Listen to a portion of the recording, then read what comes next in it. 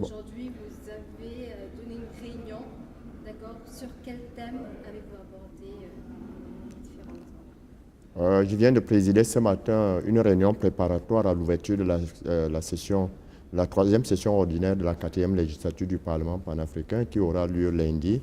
Nous avons abordé les questions liées à l'agenda de la session, mais également aux articulations de celle-ci.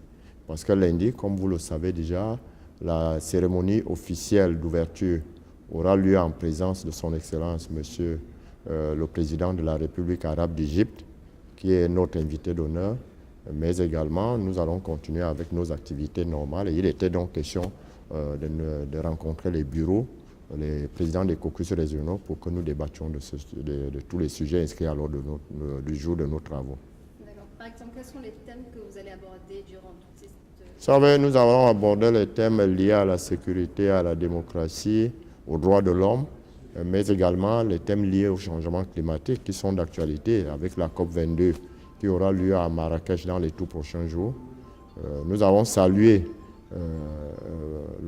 la parfaite organisation de nos travaux par le gouvernement égyptien, à la tête desquels se trouvait le président Al-Sisi lui-même.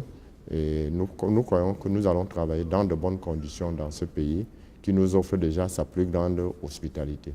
Et en termes de sécurité, quels sont les engagements que prévoit prendre le Parlement panafricain? Le Parlement panafricain a reçu mission de débattre de la question du terrorisme. Donc nous allons trouver des experts qui vont exposer et nous allons trouver des solutions à proposer à nos chefs d'État. Vous savez, le Parlement panafricain n'a pas une force à main, mais ça doit être une force de proposition. Nous devons donc débattre de tous ces sujets en profondeur et proposer des solutions à nos différents gouvernements et proposer une solution, une réponse commune à la riposte terroriste. Et en termes d'immigration, est-ce que vous avez également prévu des... Nous allons évoquer le problème de la migration des jeunes. Il n'y a pas seulement que la migration des jeunes, il y a la migration climatique qui va se poser aussi avec acuité. Parce que les changements climatiques deviennent une réalité et il y aura beaucoup de mouvements liés à ces changements climatiques. Mais quant à la migration des jeunes, il faut trouver des solutions, il faut chercher les débuts de solutions dans les zones de départ, des points de départ et aussi dans les points d'arrivée. Donc nous allons essayer de continuer à débattre de ce problème qui, je pense, qui intéressera au même moment, le Parlement panafricain et le Parlement arabe, car ce sera pour la première fois que les deux parlements se réunissent pour débattre les sujets d'intérêt commun, autant pour le monde arabe que pour l'Afrique. Et pour le changement climatique, vous avez été justement à Paris, vous avez également travaillé avec Jean-Louis Borloo. Est-ce qu'il y aura une continuité justement pour aller vers Nous pensons que pour nous, le projet de Jean-Louis Borloo, c'est un projet qui répond mieux à la situation africaine aujourd'hui, parce que l'Afrique continue à croupir dans le noir. Il faut trouver une solution réelle et en profondeur pour résoudre le problème de l'énergie en Afrique. Et je crois que de manière générale, ce serait une bonne solution si ce projet venait à voir le jour.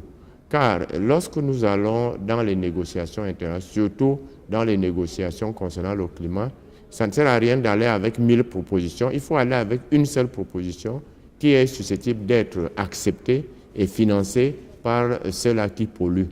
Donc je pense que le vrai problème ici consisterait à voir si ce projet peut être maintenu et puis si dans la part des moyens qui seront à dégager, ce projet peut bénéficier d'un budget.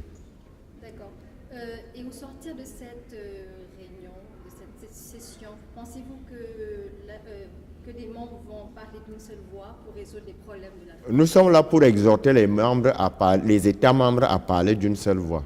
Mais nous ne décidons pas à leur place. Donc chaque État peut décider de dire ce qu'il veut, mais nous pensons qu'il y a des problèmes communs en Afrique, nous devons les résoudre en commun. C'est pour cette raison que nous pensons qu'une Afrique, une voix devait s'appliquer dans le cadre des négociations internationales.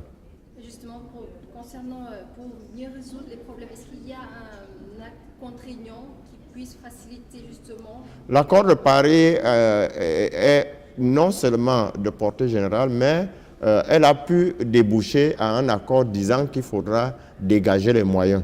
Mais le moyen contraignant, c'est qu'il y a d'abord la volonté politique des États signataires de l'accord de Paris qui doivent effectivement contribuer. Moi, ce qui me gêne, c'est qu'on a toujours présenté l'Afrique comme un pays qui demande de l'aumône, alors que le problème que l'Afrique pose aujourd'hui, l'Afrique ne pollue pas, l'Afrique demande les fonds de contrepartie de la conservation de la biodiversité, et on devrait s'appuyer dessus parce que c'est l'Afrique aujourd'hui qui regorge toutes les potentialités de l'oxygène du monde.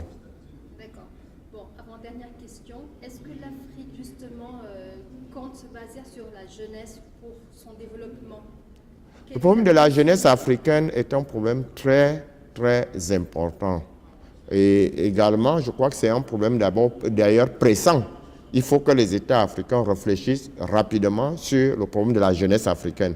Parce que 2050, ce serait une jeunesse qui, bien que subissant des formations ça et là, si elle n'est pas employée, ça pourra faire un baume pour l'Afrique et on ne saura pas par où commencer.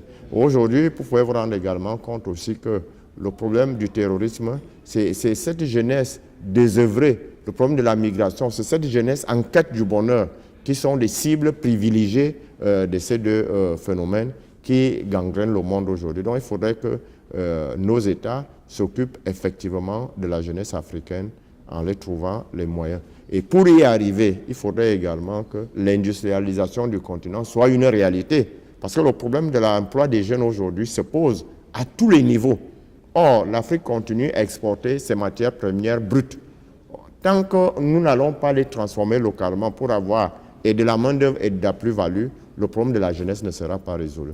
D'accord, donc c'est la première fois que justement la session se tient en Égypte. Comment voyez-vous ce pays actuellement? Vous me posez, là, je crois que la seule chose que je peux vous dire premièrement, c'est de remercier les autres autorités égyptiennes, au premier rang desquelles son chef de l'État, qui s'est impliqué personnellement pour l'organisation matérielle de cet événement, mais également le président de l'Assemblée des représentants, qui, en tant que président du comité d'organisation, a pris en compte tout ce que nous avons posé comme doléances. Et je crois que depuis que nous sommes là, les députés sont dans une sérénité totale.